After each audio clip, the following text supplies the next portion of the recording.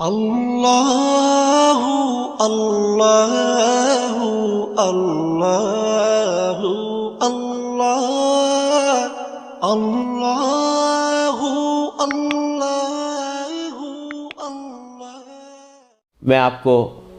خود اپنا تجربہ بتاتا ہوں کہ سن 1978 میں، یعنی آج سے تقریباً 38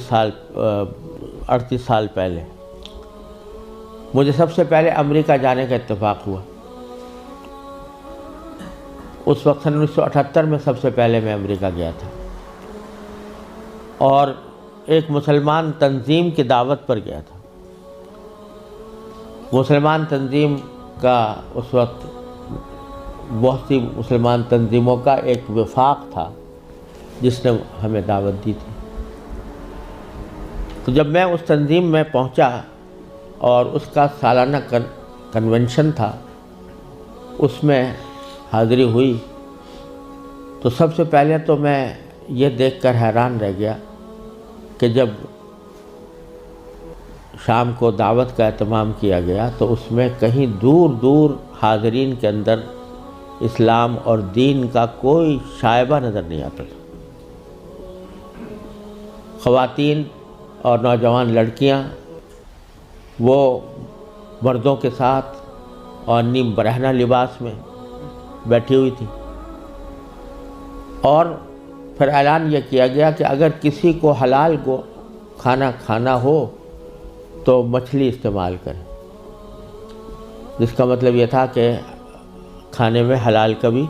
کوئی فکر نہیں تھی۔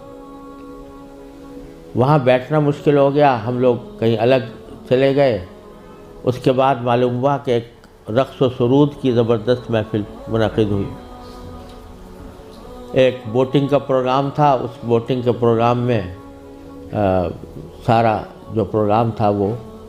رقص و سرود کی محفل میں گم ہو کر رہ گیا۔ یہ سارے نظارے دیکھنے کے بعد جب مسلمان تنظیم جس نے دعوت دی تھی اس کے سربراہ سے میں نے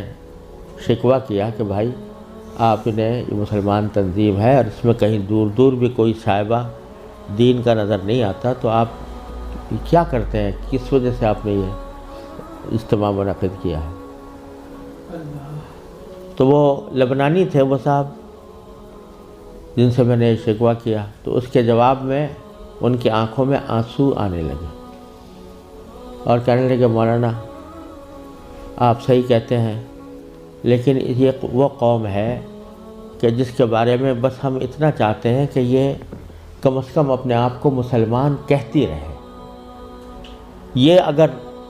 ہم یہ سمجھتے ہیں کہ اگر یہ صرف اپنے آپ کو مسلمان کہتی رہے تو یہ بھی ہماری کامیابی ہے، ورنہ اس کو اسلام سے کوئی تعلق رہا نہیں۔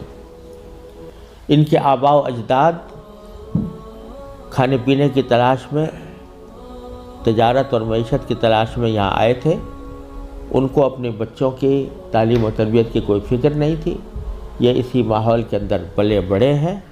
اور اس کے نتیجے میں ان کو دور دور بھی کہیں ان کے اندر کوئی شائبہ دین کا نظر نہیں آتا۔ ہمارا کام صرف یہ ہے کہ ان کو اس بات پر جمع کر لیں کہ بھئی تم مسلمان ہو، اپنے آپ کو مسلمان کہتے رہو، ورنہ اسلام کی کوئی چیز ان کے اندر باقی نہیں رہی۔ یہ منظر میں نے سن 1978 میں اپنی آنکھوں سے دیکھا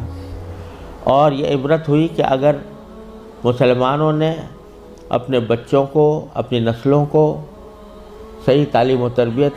دینے کی طرف توجہ نہ دی تو اللہ بچائے یہ اس بات کی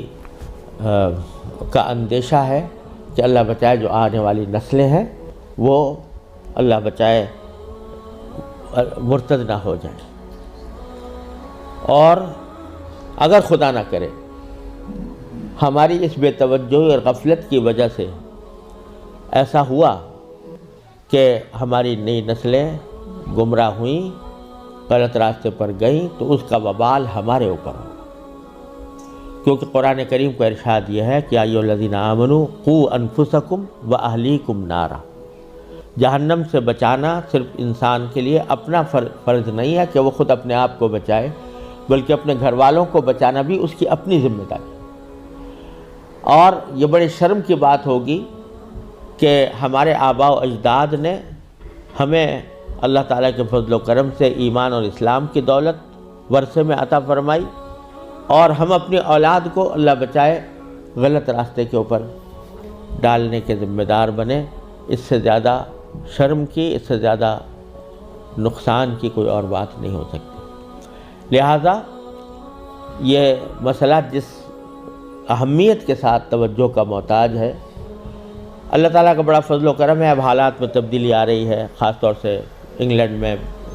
اور امریکہ میں بھی اب بہت مسلمانوں کو اس طرف توجہ ہوئی ہے، ادارے قائم ہو رہے ہیں، لیکن جس پیمانے پر ضرورت ہے اس پیمانے کی ابھی تک کمی ہے، اور اس کا واحد علاج یہی ہے کہ جس کے دل میں بھی یہ درد ہے وہ دامے درمے قدمے سخنے جس طرح بھی ہو سکے وہ